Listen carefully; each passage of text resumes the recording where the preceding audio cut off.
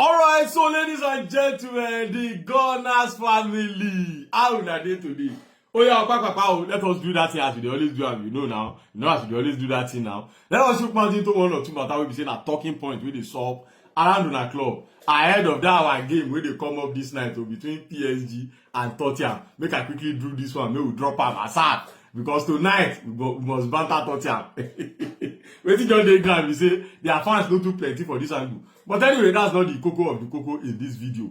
Now, let us get into the matter as it is up around Arsenal Football Club. I saw a report today that Opta, they don't come outside with their, just like they always do their thing.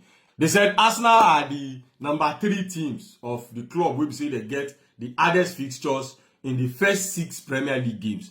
Manchester United, now them are the hardest, they are the number 1, followed by Bournemouth, followed by Arsenal. However, let us quickly dissect Arsenal first 6 games. I know that a lot of us don't see them that time when we say they do the fixtures, but let us quickly remind ourselves how the first 6 games is going to go for Arsenal. The first game is Arsenal playing away against Manchester United. Honestly speaking, I'm not seeing Arsenal lose this first game that's coming up this weekend against Manchester United. Last na draw. I know that Naman you dey house and Naman you said go won't do as carry, but don't forget, big team have never always been a problem for Arsenal to defeat. In the how many years now? In the last how many years now? How many big teams don't see Arsenal flog? You get my point. So I'm not saying Arsenal lose that one. The worst that can come out of that game is going to be a draw. Anyway, let's move to the second one. That's Leeds United. You see, these are the teams that always give Arsenal problems, small. But I'm still not seeing them pose any threat to Arsenal at the Emirates Stadium at the second game of the season. Leeds go on low block. And low block na problem for Arsenal. They know they like me teams, they low block against them. But I'm still not seeing, I don't see how Leeds United want to survive it out of the Emirates Stadium for the second game of the season. Now let's move to the third game. You see this one, I'm not going to give my own prediction. Arsenal traveling to Anfield to play against Liverpool. I don't know what the result can turn out to be.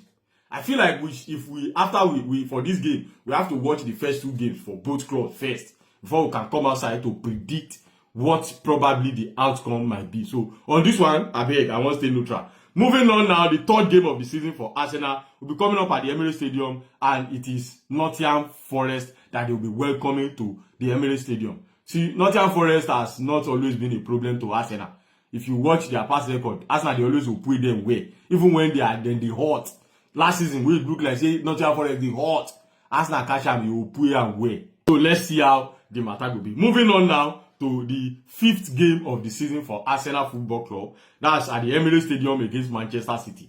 This is another game that is not predictable. But you see, this game be like a Aluta or Tinua, if you don't sabi that song, because the Aluta, the beefing between stay humble, all those things. And the one where Mike Skeleton don't do, that matter has continue.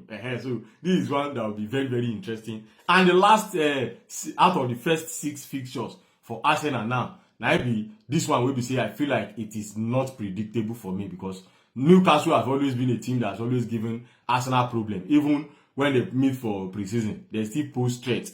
Newcastle, they know they have mercy on Arsenal now to they press, match for leg, now they sabi. But anyway, this first 6 fixtures is going to be a very, very interesting one. I feel like, Arsenal, just like I said earlier, they don't get problem to defeating some big clubs. Now those small clubs where they always low block, now them be the voila for Arsenal. But anyway, let's hope things change. Let's hope things turn a new look this time around. Now let's get out of that one. Let's move on now to Eberechi Eze's matter. As far as we are concerned, Arsenal are still in talk with this. They are still linked with this guy. They are still interested in this guy. But David Oistin don't come outside to do 1 or 2 clarification for us. David Oistin said that period whereby Ethan Nwaneri's contract issue was on, where we say, the report was saying that Ethan Nwaneri will sign, he will not sign, he will want to extend, he is demanding for this, he is demanding for that. David Oistin said, now that time, now Arsenal don't go figure out Eberechi Eze. Now then, the reason I say, okay, in case Ethan Nwaneri don't want to sign, we'll bring in Eberechi Eze.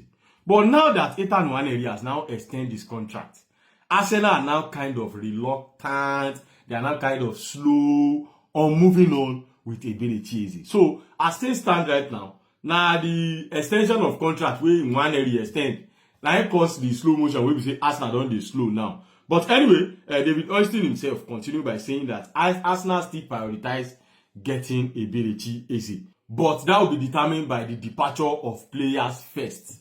And now, you get where they go. Talking of departure of player, because they don't talk, say, we got said first before we go bring in Ebere Chieze. Now, talking of departure of players now, it shocked me to see this report today, say, Zinchenko today. Don't forget, there's Sambi Lokonga, there's Fabio Vieira, there are players like that, where we say, Trossard, where we say, will be the reason them say, they feel come out for Arsenal. Zinchenko is one of them too. It got shocked me to hear today, say, Zinchenko did not want to leave Arsenal this summer.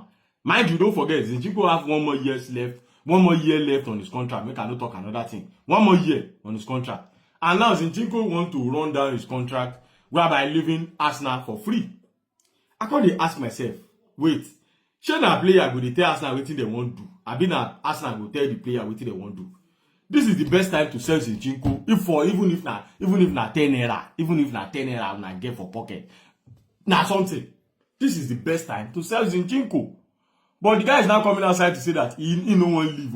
He won't run through his contract. In fact, I even saw an interview where the guy go grant. I saw it on Arsenal blog where the guy they talk say it is so frustrating when a player go out of the favor of the manager sitting down on the bench last season. So I just say waiting this one they talk from out. Waiting this one they talk. I mean, it's very funny. This is the best time to sell Zinchenko. He's not going to play though, even if he stay. This is the best time for Arsenal to sell Zinchenko. Because I don't know what he wants to stay for. What he wants to stay for, he's not going to play. He's not going to play. He's not going to play. There's a Mike Kelly, there's a Ricardo Calafiori there. How many games he won't play? Next season, I can guarantee you, Zinchenko no play 10 games. So why keeping him? These are small players. Imagine say Arsenal don't sell all of the players for small money. They did their media, waiting there, even they call and wait they snap picture, official pictures that will be used for Premier League.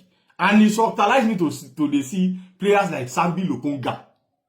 Say, Arsenal won't keep Sambi Lokonga. As I see Sambi Lokonga for that media, whatever, I say, Sambi Lokonga today here. These are players that Arsenal are supposed to. She be una say una won't sell. Oh yeah, now make una sell them now. Bring in Ebere Chieze now. But it can't they look like say now the players can't they come outside to want to say I want to stay. I want to stay. Anyway, this is one to keep on watching, but to me, I feel like this one don't make sense. Because people are always saying that Arsenal are the worst selling club in Premier League. And Arsenal kept on, proving them right. Sell some of these players, they won't play. Waiting Sambi Lokonga when they play. Okay, we still even here say, okay, Reece Nelson, okay, maybe if there's 1 or 2, Reece Nelson if he even play. If they eventually did not sell him.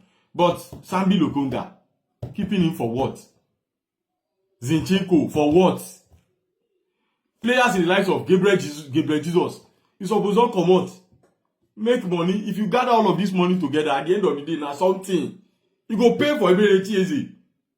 But anyway, that's not about that. As things stand, Arsenal are very, very reluctant about the Ebere Chieze matter. And World Cup is coming very soon. The guy said if he won't play, he want to play at the highest level. And that's why I'm not going to blame him for saying yes to Tottenham Hotspur. If Arsenal come tomorrow now and say, Ebere, you come, we won't buy you now, he will reject the Tottenham ASAP.